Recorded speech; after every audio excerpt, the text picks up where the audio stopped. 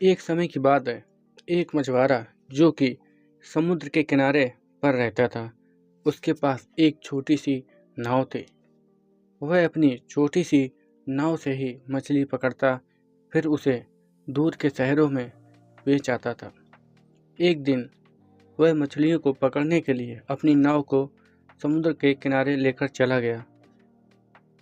किनारों पर मछली ना मिलने के कारण वह समुद्र के किनारों से अपनी नाव को लेकर थोड़ा सा आगे निकल गया।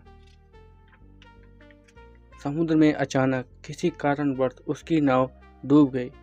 वह मछुआरा भी बह गया। जब मछुआरा को होश आया, वह समुद्र के किनारे अपने आप को अकेला पाया।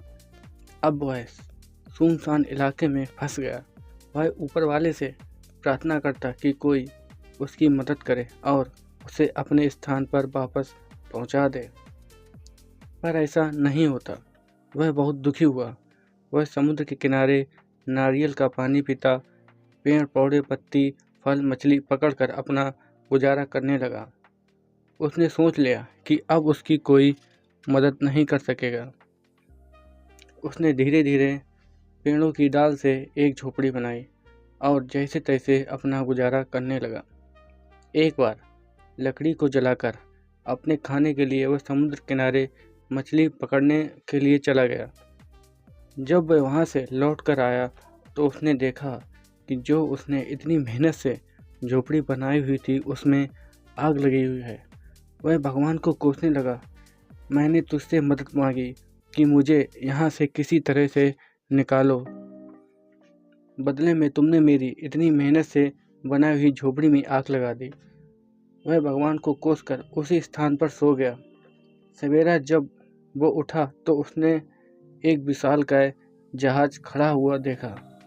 उसे अपनी आंखों पर भरोसा नहीं हुआ, पर जब जहाज के कैप्टन ने उसे आवाज़ लगाई तो वह दौड़कर उस जहाज के पास पहुंच गया और सोचने लगा, इस जहाज के कैप्टन को कैसे मालूम पड़ा कि मैं इस टापू पर फंसा हुआ हूँ। उसने कैप्टन से पूछा, आपको कैसे पता चला कि मैं यहाँ पर फंसा हुआ हूँ? कैप्टन ने बताया कि मुझे एक फायर सिग्नल मिला था। वह मछुआरा सोच में पड़ गया कि उसने कभी फायर सिग्नल भेजा ही नहीं। उसे याद आया कि उसकी झोपड़ी में आग लगने के कारण कैप्टन ने उसे फायर सिग्नल समझ बैठा। उसने ऊपर वाले से माफ़ी मांगी और उसका शुक्रिया अदा करने लगा। जीवन में यही हमारे साथ होता है। हम जब भी किसी समस्या में फंसे होते हैं तो हमारे सामने एक नई समस्या उत्पन्न हो जाती है। असल में वह समस्या नहीं, उस समस्या से निकलने का रास्ता होता है।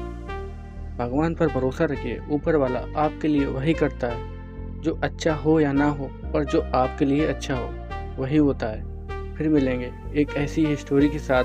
तब तक के लिए धन्यवाद।